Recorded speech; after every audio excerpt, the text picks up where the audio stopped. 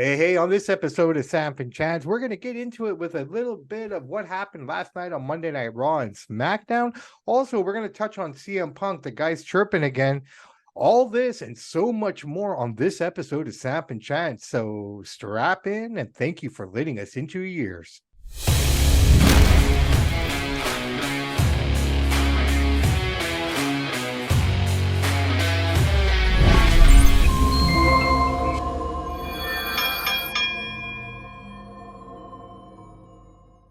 Hey, everybody. Welcome back to another episode of Samp&Chance. I am your host, Bobby Sampson, joined as always, my man with the master plan, Mr. Chance. Michael's Chance, how are you doing? Doing good. How about yourself?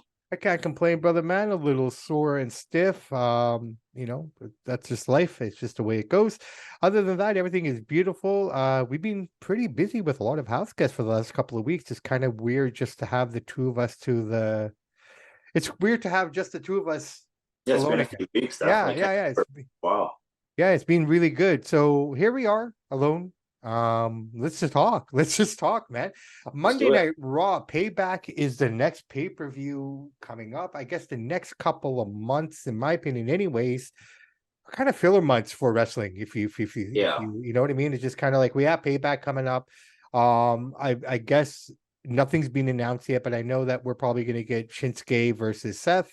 Yeah, it looks like for the world heavyweight title. Roman probably won't be defending his title again till Saudi Arabia, and I think that's October. So don't expect anything from him there. The other match that I think we're probably going to get on this pay-per-view will be Becky Trish 4, but this time in a steel cage. They had their match last night in the armpit of Canada, according to Gunther. Winnipeg, Manitoba. Now, I don't mean that in any disrespect. I agree with them on that. Really? I don't know. I mean, to be honest, I've only been to Winnipeg once, and that was as a layover to Toronto. And it was February, and it was -40, and I walked outside the airport, and I walked right back in. My favorite part about Winnipeg, Manitoba was when I left it. That's all I got to say about that place. That bad, eh? Just if you live out here, how we live, the beauty that we live, and the way that we live, I mean, there's nothing there. I couldn't tell you, man. I know the prairies are flat and whatnot, but what have you. But I mean, to our fans in Winnipeg, whoever you are, I don't know what to say. Chance says it's the armpit, and Gunther says it's the armpit. So I'm gonna have to stick with my man. By the way, I enjoyed that. It was well done. No, yeah, I mean, according to Dominic Mysterio, he didn't know that Canada was a part of North America until last night. So they had fun. Yeah. Very different shows compared to what AW puts on and what WWE puts on in Canada. Absolutely. Right? Very different dynamic. And nobody's got better television production than WWE. If you compare their television production to AEW's, it's night and day. The lighting, the camera work, just looks so crisp and clear compared to, I'm not saying AEW's looks bad, but if you compare the two, WWE's television production is top of the line for anything. Well, brother, man, think about it. You got 50 years of it. You got 50 years plus experience in videography and whatnot. So, I mean, at this point, if they don't have it down to a science, then something is seriously wrong. As for other organizations, yeah, they're learning. If you look at their angles and the way they were cut to and whatnot, it's improved quite a bit in AEW. That's what I'm referring to from their first episode to now. But yeah, there's still moments where I look at it, their product, and I still see a little glitchy here, a little kind of jarring there, but overall, I mean, it is what it is, right? What were we talking about? We're talking about Smackdown, Winnipeg, everything. General. All right, so last night on Monday Night Raw, we started out off with the Judgment Day. 3 of the 4 come out. There's still showing that dissension between Finn and Damian Priest. They come out, they talk about how they rule everything, and then JD McDonough comes out and he says, I have a message from Finn. Interesting concept here, right? I still personally feel that Damian's going to be the odd man out here. It looks that way. There's one thing that came to my mind yesterday when I seen JD McDonough joining up with these guys. I have never seen, of all the factions we've seen over time, NWO, Four Horsemen, DX, name a crew. This is the smallest, most motley crew, weakest looking bunch of guys and girls ever assembled in a crew that I've ever seen. It is just, I just don't see the appeal to them. I just don't like it. They look weak. They look like they're from East Hastings. I just don't understand it, man. If you compare them to a crew like NWO with a Horseman or DX, it's just the way they look. I don't think it's capturing the average fan, because it's the first thing I think about when I see all those little guys together like that. How do you take them serious as a crew as far as intimidation goes? You got Rhea's doing the most dirty talking. Yeah, Damien's a big guy. The other guys are little dudes. Dominic, he couldn't harm a fly. So it's just not believable to me when you're looking at it from average Joe standpoint. The hardcores love it, but I'm looking at it from a casual fan. I look at these guys like this is this. It's just, I don't like it. Best way to break it down. I know that sounds harsh, but that's what I hear and what I see. And no, that's fair. I mean, I personally don't have any issue with it. I think it's fun. I'm just watching it for what it is, to be honest. Right? I get it. I know it's no. I'm not dispelling your point. And there's probably a lot of people who share that same viewpoint and share that same opinion that you do. And that's great. That's fine. I myself personally, I can see what you're saying, and I'm not saying you're wrong in any way, man. Like when you see NWO, you see Hogan, Hall, and These are some big dudes that you can kick. I get it, but I mean, I'm also kind of looking at it just like we've talked about this from time to time again, right? It just doesn't seem believable. I get it, but again, what we watch as ourselves at our age and our what am I looking at here? Youth. Dude, just look at how much we've consumed over our lifetime.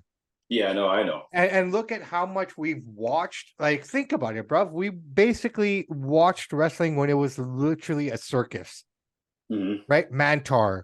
You had all the really real kind of circus and cartoony characters, right? And then we move over to the new generation, where Sean and Brett and all that kind of stuff started. Then the Attitude Era. So we're always kind of like, from time to time. Yeah, it's transitioning. It's always transitioning. Now, the fans that watch today would not know any different. No, I get that. Right. So that's why I think it's what it is, right? It's based on what is out there, what they're giving us for the most part. And honestly, at least have one tough guy in the crew. You know what I mean? No, I get it. And in this case, I guess the tough guy would be Rhea. Rhea. Like, bottom line, honestly, in my opinion, I say Rhea is the leader of the Judgment Day. She should be, not Finn, not Dom, she's the best on the mic. Not Damien. Yeah. She's the best on the mic. Best chemistry going is her and Dom together. Yeah. Right. I think what works for the Judgment Day, they're small and everything, but they're a bunch of hyenas. That's what I think of them. Right? They're little guys that come in there and just take their shots at you and run away. Shot and run, right? And what makes it work is because they're little guys, as you say, it's there in numbers. Yeah. And I think the part about Judgment Day, in my opinion, that makes it work so much is the fact, if you look at all their feuds, the one dynamic, and this is why Rhea should be the leader. The only reason anyone has anything in that group, maybe not Damien, but everyone else is, their success is directly contributed to Rhea. Yeah. The constant distractions, everything that she does. Right? Like, so at the end of it all, like, Can you just imagine a prime NWO in 96 standing in there with these guys? They'd laugh at these guys. Like, are you guys fans from the crowd? That's seriously how they look. Like Dominic and Finn, like, it's just. Well, I mean, okay. Take it serious. Look, bro. I'm not arguing. I'm just arguing. That's my point, right? Yeah. And I'm only arguing. I'm only going to argue this point here to you. Not to be against you or anything, but just to to engage that conversation. The Horsemen weren't big. But bigger than this. No. Think about it. No. All of them are honestly, they're all about the same size. Like Rick was about, the average height of all those guys in Judgment Day is about 6'1", 6'2", right? Well, that's what they bill him as. Finn can't be more than 5'8". That's his wrestling bill. What's his real height? I've seen him in person. Probably 5'11", 5'10", something like that. Never know with wrestling what they build him at, but. Well, hey man, like I said, until they decide what they want to do, I hear your point, brother. I totally get it. So anyways, this goes into the first match here with Sami Zayn, JD McDonough. Pretty good match. I like it. I like JD's work in NXT a lot. I really do like what he brings to the table. I like his character. The guy's a natural heel. So guys, I mean, if you haven't seen too much of JD McDonough, watch him. Hopefully they don't, dilute him too much. But I really like what he's doing. I like his work. So he, someone to watch out for. But it wasn't his night tonight. Sammy gets the win.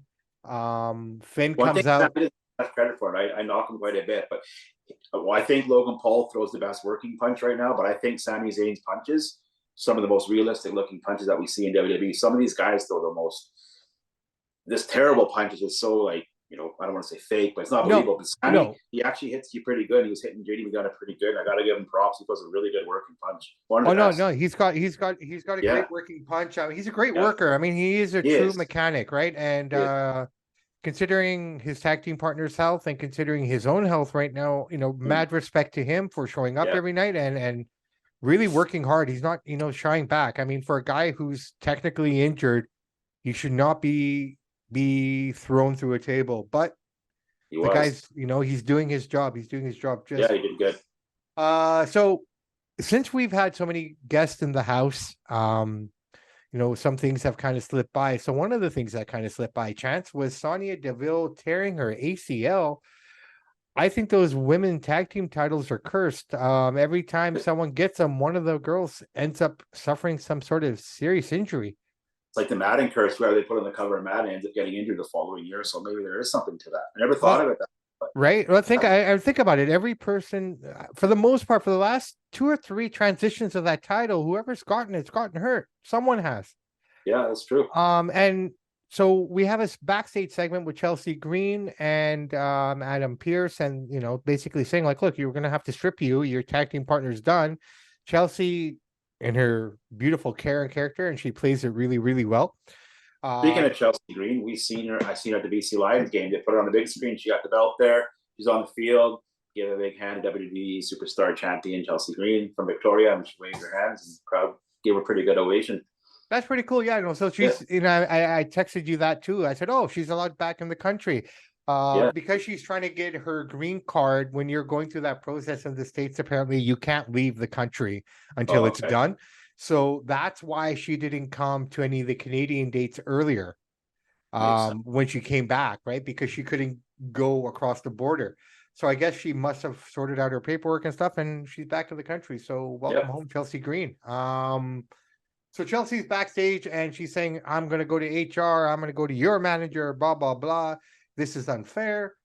Enter Piper Niven, someone we haven't seen in a little while. And we talked about that. Like, we talk about rosters and everything. And, here's a roster that's not jam-packed, but they don't have spots for everyone. So it's nice to see Piper come back.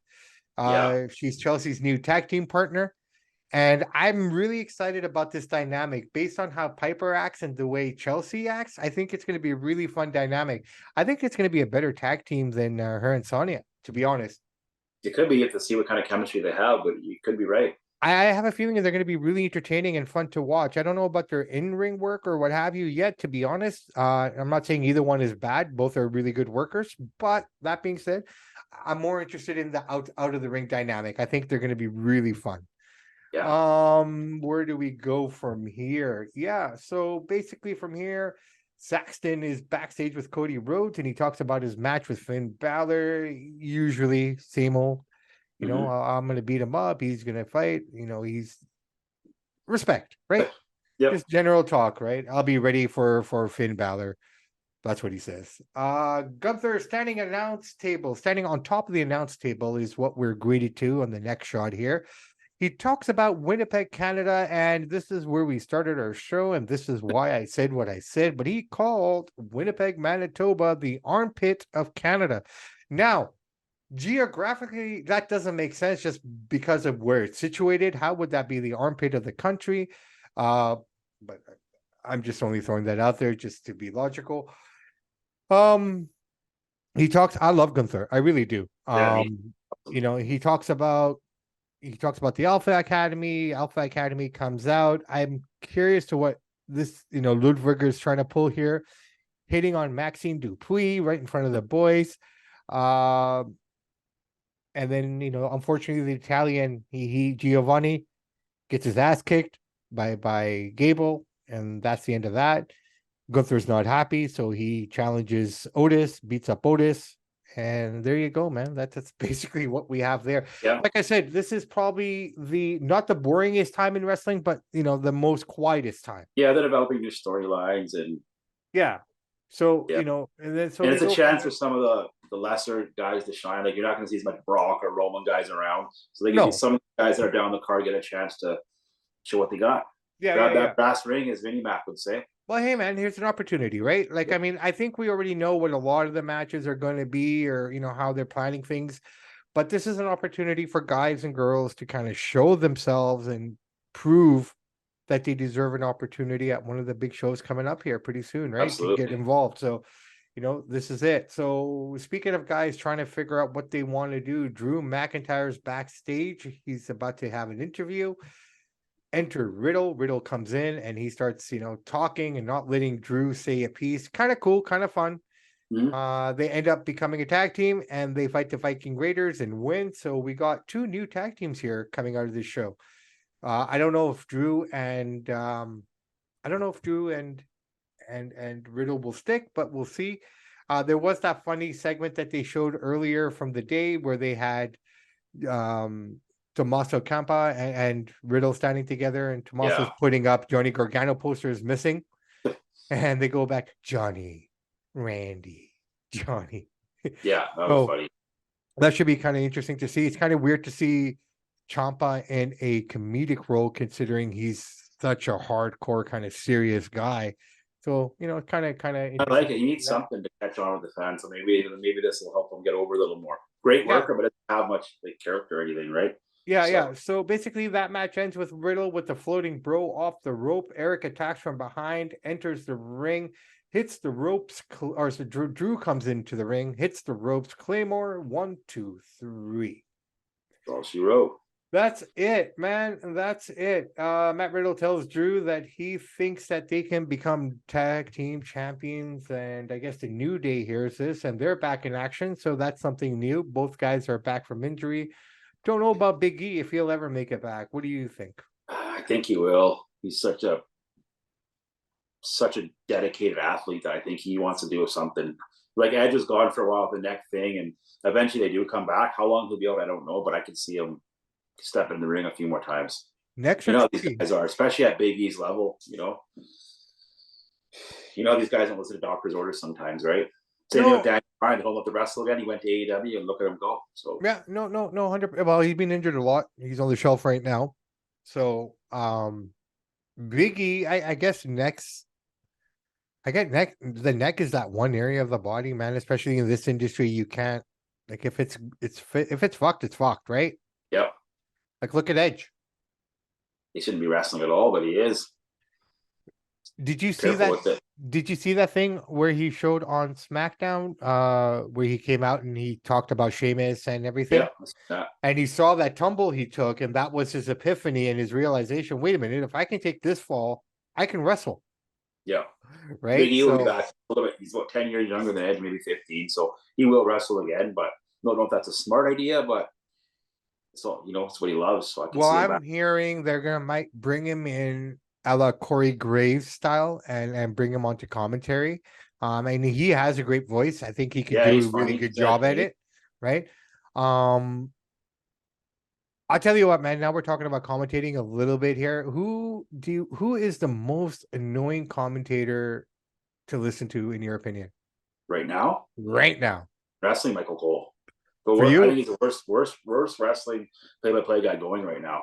You think so? Really? Like Wade Barrett's voice, I don't like that. He doesn't have a voice for commentating. Yeah, he knows his stuff, but he just doesn't have that iconic voice. Like, this is WWE, their all-time worst commentating teams there, from Graves to Barrett to Cole. If I was Vinnie Mac, I'd get rid of them all. Okay. Well, WWE is known for iconic voices and characters. Nothing's iconic. Man. Like, yes, Michael Cole's been there 25 years, and I'm not saying he's the worst ever, but he's just, I don't know, man. I'm not sure what Vince is thinking on this, but Big E would be good, man. He would definitely spark the team up. For me, currently, it has to be Booker T for me. Yeah, he's not very good either. I'm only saying it because it's Tuesday and I'm looking at the clock and NXT's coming on in a little bit of time here, right? And the first thing I thought, I'm like, fuck, I don't want to hear Booker T talk. Speaking of Booker T, thanks for bringing that up. But you heard about him and Ryback want to have like a real fight or something. Yeah, it's been going on for a while. But Actually, Ryback wants to be paid to do it. Booker T just wants to get it on. no, yeah, Booker T says meet me on the street, right? Yeah, Sort of a deal. but Yeah, Ryback is right. He wants people to see this. Let's see it. yeah. It's No, the no, money. I get it, but Ryback's also a desperate man. I mean, he's burnt Oh no, I every get it. I can't stand the guy. right. The guy's burnt every fucking bridge known to mankind within this industry. Not even Impact or AEW, who'll take even the dirtiest of the dirty, into their I don't know why he organization. did all that because he's got a good look. He could be working if he had a better attitude. I Right? think he drank the same juice as one CM Punk. We'll get to that in a second here. Yeah. Let's just finish off Raw. Rhea Ripley, Indy Hartwell filler match. Let's move on. Yes. No disrespect to the girls. It just was what it was. Shinsuke Nakamura out to explain himself, and he just he speaks in Japanese, and then he says, I want the world title. And he speaks Japanese a little bit more and says, I want the world title. Out comes Seth Rollins, goes, you didn't have to attack me. All you had to do was ask. I respect you. And they go back and forth, and Shinsuke kicks him in the face again and walks away. So there we go. So that's basically that program set up there. Something to fill the time until they figure out what they're going to do with everything. So yeah, we got that. Trish versus Becky Lynch. Good match. I thought this was fun. Hard hitting. It's amazing that Trish is still taking bumps and everything the way she does. I think all those years off, she got to heal her body and stuff. She's pretty much fresh again. Looks to me, at least. Well, dude, she looks really great. Good. She's taking great care of her body. A lot of yoga, a lot of that. I mean, that yoga's got to be for real, man. I mean, look at how it's helped people with DDP. Jericho even says the reason he's able to wrestle is because of yoga. It works. I've never really done it, but it definitely works. No, bruv, it works. I tell you what, I mean, just I grew up in yoga, right? Like my family has always done yoga and whatnot. I'm not the best at it. I'm probably the worst of the bunch in my clan because I kind of come from the old school. Like I looked at it, and with all due respect, I just looked at yoga as a woman's thing when I was a kid. Yeah, we all did at that time. Right. But now that I realize it, I think some yoga is tougher than some CrossFit workouts. Oh, dude, some of those positions are hard to hold them, man. It's insane. And that hot yoga is even harder, man. The hot steam room. Yeah, no, 100%. So, I mean, just the stretches and everything alone, just not even getting into serious poses, just sticking with the very basic stretches alone every day is enough for everyone, right? And I'm bad at it. I'm talking and I'm praising it. I could do a better job of it. I've only ever done it once or twice, so I don't really know much about it. But when I did do it, I was like, I was feeling it. Yeah, bro, I'll teach you. I mean, I know the basics, right? But I mean, it's great for you, especially working out and everything. Oh yeah, it's in between workouts and everything, it helps with the muscle, it helps with the tissue repair, everything. It's insane. But this match, great match, awesome. Both girls got counted out. They take it into the aisleways, I guess, where the fans are, the concourse. Good use of the merch stand. They're throwing merch at each other. Yeah, so I wonder if people standing at the barricades, if they could reach it, were trying to grab at it. I don't know. Awesome. Throw a couple drunk fans. But they were throwing it pretty heavy, right? So I almost get the sense they were throwing it to the fans. You know what I mean? That could be. Enter Zoe Stark, right? Good back and forth, and Adam Pearce. Very the most boringest, most lamest Raw match I've ever seen in my life, man. He's dull. Brother, I'm not sure. Former NWA champion. Yeah, but he's just not a good entertainer, though. Fair enough. I don't get much on there. All right. So last match of the night was, here we go, Cody Rhodes versus Finn Balor. Really good match. Great back and forth. I loved how these guys worked. Good chemistry. Good everything in the ring. I love the finish here, though. I think this was a great finish, and it could only be done once. If they flubbed it, it would have fucked up the whole segment. So they're going back and forth, and the whole Judgment Day, like usual, comes out. They're all out there doing their thing. And Rhea tries to distract the referee, throws Finn the belt, or a chair, sorry. Referee sees it, steps on the chair, stepping on Finn's fingers, which was really cool. Yeah. Referee takes away the chair. He's arguing with Rhea. This is awesome. Damian slides the briefcase to Finn. One take. This was only one take. And perfect timing. He lets it slide right through past him. and looks up at Damian, and Cody grabs it, slams him, slams Damian. 1, 2, 3. Good match. Everything was great. But just that flub. Just that flub. Just the way they planned it, the way they put it together. I couldn't complain. It worked out really well. It did.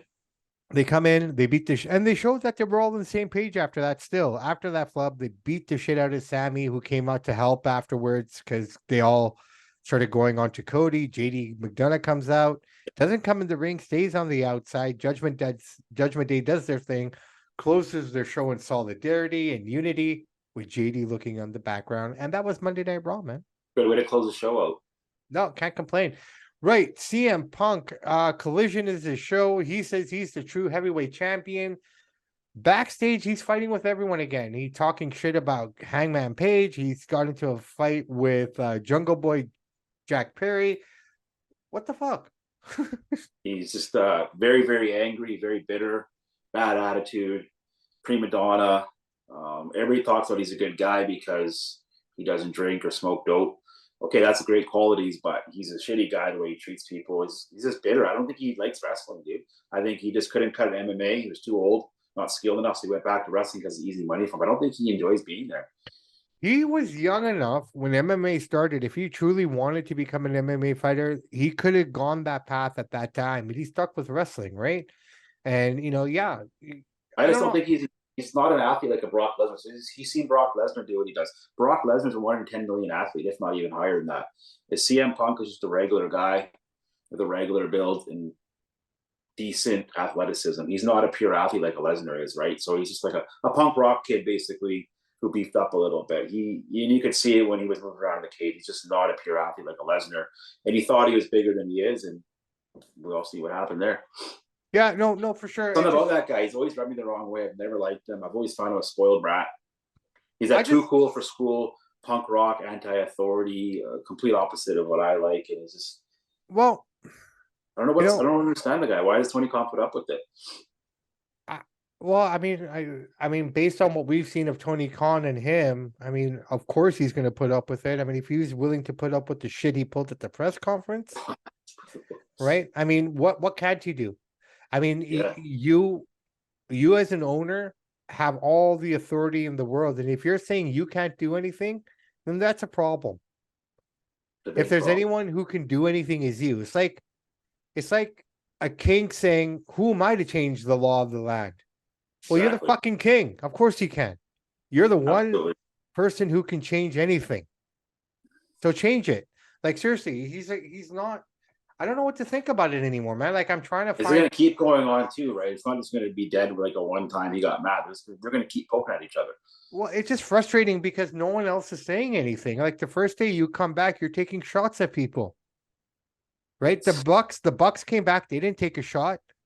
No one took a shot. A lot more classy than CM Punk, though. Well, that's the thing, right? Like, you're seeing the quality of the persons as well here, right? So I don't know what CM Punk is trying to do. I don't think he wants to be in AW. I think, honestly, if he didn't have that bad heat with Vinny and all them, I think he'd rather be in WWE. It's paid better. You're on a bigger stage.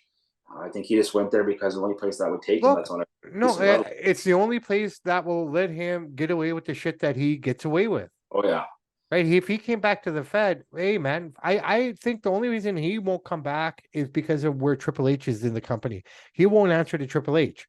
Vinny, sure. Yeah, he likes Vinny Triple H, I'll tell you that. Right? Triple H thinks he's, what do you call him, a doofus? Yeah, he called him a doofus, but he called everyone names, right? I mean, it just shows you the quality of the guy, man. Honestly, nothing against his in-ring ability, but he's a good wrestler. He's not one of the all-time greats. No, but it's frustrating. Like, I mean, come on, dude. Like, Tony Khan has basically done everything. Well,